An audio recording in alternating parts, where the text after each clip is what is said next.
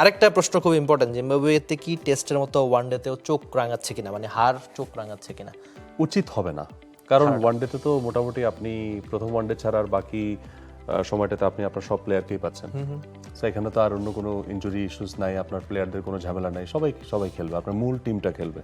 So main team যদি খেলে তাহলে সেখানে আপনার পা হড়কানোর উচিত কোনোভাবেই হবে না। আমার কাছে মনে হয় যে ওডিআইতে Bangladesh will do really good. 2022-22-এর পুনরাবৃত্তি হবে না। পরে কমেন্ট একটু জটিল। ভাইরে কি ধ্রুব বলছেন, ভাইরে বাংলাদেশের টেস্ট চ্যাম্পিয়নশিপ ফাইনালে যাওয়ার সম্ভাবনা কত? আদৌ কি ফাইনাল খেলা সম্ভব কিনা? সব মশার বিরুদ্ধে সুরক্ষা দিতে এলো বসুন্ধরা এক্সট্রিম অ্যারোসল, মশার বিরুদ্ধে এক্সট্রিম সুরক্ষা। ভাই, আমরা আজকের আপডেট হচ্ছে জিম্বাবুয়ের সাথে হারার পর আমরা 8-এ চলে আসছি, পাকিস্তান 7-এ চলে গেছে। না, ওটা টেস্ট চ্যাম্পিয়নশিপ। ঠিক আছে, এটা তো আমাদের টেস্ট র্যাঙ্কিং এর কথা। হ্যাঁ, টেস্ট র্যাঙ্কিং এর কথা। আর টেস্ট চ্যাম্পিয়নশিপের পার্টে আমরা এখন কততে? 5-এ না? আমরা 4-এ। হ্যাঁ, 4-এ। আমরা 4-এ।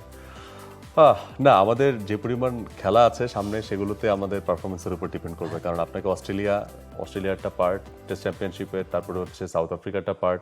সো অস্ট্রেলিয়া সাউথ আফ্রিকার 4টা থেকে 2টা আপনি জিতেন আর 2টা ড্র করেন। না, মানে আমরা 4-এ কেন উঠছি মাহফুজ আলম, তার সবচেয়ে বড় কারণ হচ্ছে আমরা দেশের মাটিতে অনেকগুলো ম্যাচ খেলেছি এবং দেশও কিন্তু পাকিস্তানকে হারিয়েছি।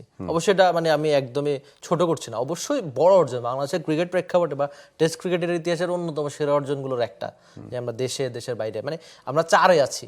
তো আমার মনে হয় দল যদি 4-এ থেকেও শেষ করে সেটা একটা বড় অর্জন হবে। কেন বড় অর্জন? আপনি যেটা বলছিলেন যে সাউথ আফ্রিকার মাটিতে খেলা, অস্ট্রেলিয়ার মাটিতে খেলা, যে ম্যাচগুলো অনেক চ্যালেঞ্জিং, মানে অস্ট্রেলিয়ার মাটিতে তো আপনি ইন্ডিয়াও যদি গিয়ে খেলে যেটা কঠিন, আর সাউথ আফ্রিকার বিপক্ষে তো আরো বেশি কঠিন। এখন দেখা যাক কেমন করে, মানে দল যদি 4-এ থাকে আমি নিজে ব্যক্তিগতভাবে খুব ভাই, জিম্বাবুয়ের সাথে যে খেলাটা খেলেছে এটা না খেলো। আচ্ছা, আমরা ঘরের মাটিতে যে খেলাটা দেখলাম সেই খেলাটা খেলেন, অথবা পাকিস্তানে গিয়ে যে খেলাটা বাংলাদেশ খেলেছিল সেটা খেলেন। খেলার পর আপনি হেরে গেলেও বাংলাদেশ হাততালি দিবে। So that's the thing. মানে আমাদের ফাইনাল খেলতে হবে, টেস্ট চ্যাম্পিয়নশিপ নিয়ে ঘরে ঢুকতে হবে, এটা বাংলাদেশের মানুষের এই মুহূর্তের এক্সপেকটেশন না। একদমই। মানুষ চাচ্ছে যে বাংলাদেশ তার ন্যাচারাল খেলাটা প্রপারলি খেলুক, মানে যেটা আমাদের এবিলিটি। জিম্বাবুয়ের সাথে যেটা হয়েছে এটা আমাদের মানে এবিলিটি না, মানে এটা আমাদের মানে এটা কেন হয় মাঝে মধ্যে ধস। Anyway, able, anything else? আজকের মতো বিদায় নিই।